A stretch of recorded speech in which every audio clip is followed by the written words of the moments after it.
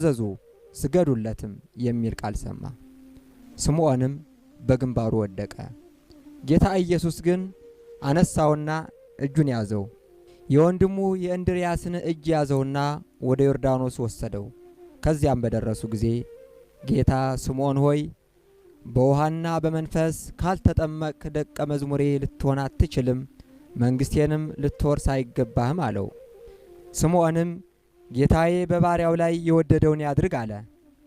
ከዚያም ለዮሐንስ ሰጠውና የእስራኤል ልጆች ወደ ወንዝ ወርደው እንደሚያደርጉት ሁሉ ዮሐንስም ስምዖንና እንድርያስ ወንድሙንም በዮርዳኖስ ውሃ አጠመቃቸው። የመላእክት ማኅበሮችም ከሰማይ ወርደው ከጥምቀቱ በኋላ በክንፋቸው ተቀበሏቸው። በዚያም ስም ስምዖንና እንድርያስ የእግዚአብሔርን ክብር ተመለከቱ። ስምዖንም ከዮርዳኖስ ባህር በሚወጣበት ጊዜ ከጫማው በስተ ውስጥ በኩል አለት ድንጋይ ተጣበቀና ልክ እንደ ጫማ ሆነ። ጌታ ኢየሱስም ስምዖን ሆይ እወቅ፣ ከዛሬ ጀምሮ አለት ድንጋይ ትባላለህ፣ በአንተ ላይ ቤተ ክርስቲያንን እሰራታለሁ፣ የሲኦልም አበጋዞች አይበረቱባትም። ለአንተም የሰማይና የምድር መክፈቻ እሰጥሃለሁ።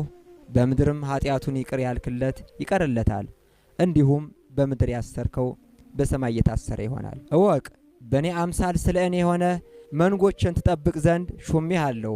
በአንተ ቃል ይታዘዙ፣ በአንተም ቃል ሰማይና ምድር ፍሬያቸውንም ያፈራሉ።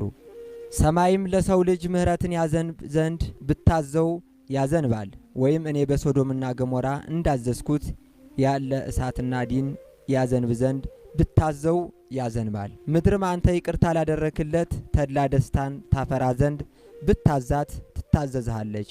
ወይም አንተን የሚወነጅሉ እኔ በዳታንና በአቤሮን ላይ እንዳደረግኩት ዋጫቸው ብትላት አፋቸውን ከፍታ ትውጣቸዋለች፣ አፏን ከፍታ ትውጣቸዋለች። ፍሬን ታፈራ ዘንድ ብታዛት ታፈራለች። ስምዖን ሆይ ላንተ የአሮንን ክህነት ሰጥቻለሁ፣ መንፈስ ቅዱስም በላይህ ላይ ያድራል። አሕዛብም ሁሉ በአብና በወልድ በመንፈስ ቅዱስ ስም ታጠምቃቸዋለህ። እንግዲህ እኔ ካደረግኩት ይልቅ ብዙ ተአምራት እንድታደርግ ስልጣን ሰጥቻለሁ። ስምዖን ሆይ እወቅ፣ በእውነት የሚጠሩኝን እሰማቸዋለሁ፣ የሚያምኑብኝም አድናቸዋለሁ። የሚክዱኝ ግን በሰማያዊ አባቴ ፊት እክዳቸዋለሁ ሲል ለስምዖን ነገረው።